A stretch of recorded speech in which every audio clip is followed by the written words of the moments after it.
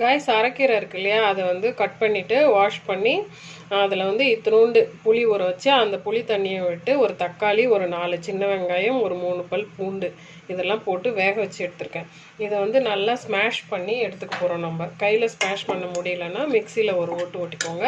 அதுக்கப்புறம் பைத்தம்பருப்பு இருக்கு இல்லையா, அதை வேக வச்சு எடுத்துருக்கேன். இதெல்லாம் ஒன்றா மிக்ஸ் பண்ணி தாளித்து எடுத்துக்கணும். காரத்துக்கு பச்சை மிளகா 4 அதிலே போட்டிருக்கேன். அப்படி இல்லைன்னா காஞ்ச மிளகா கிள்ளி போட்டு நம்ம தாளிச்சிக்கலாம். அதுவும் இல்லைன்னா குழம்பு தூளும் போடலாம். அப்போ அது குழம்பா மாறிடும். ஸோ இந்த மாதிரி அது கூட்டா குழம்பான்னு நீங்களே ஒரு பேர் வச்சுக்கோங்க. இப்போ இதை நம்ம வந்து மிக்ஸ் பண்ணிவிட்டு பார்க்கலாம். காய்ஸ் இப்போ எல்லாம் ஃபுல்லாக மசிச்சு எடுத்துட்டோம். மிக்சியில் சூடாக போட்டு அரைச்சோம்னா கண்டிப்பாக மேலே தூக்கி அடிச்சிடும். இப்போ நான் மிக்சியில் தான் போட்டு அடித்தேன், அடிச்சிடுது.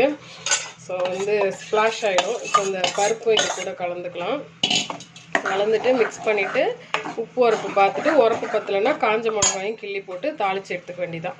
கடுகு, உளுத்தம் பருப்பு,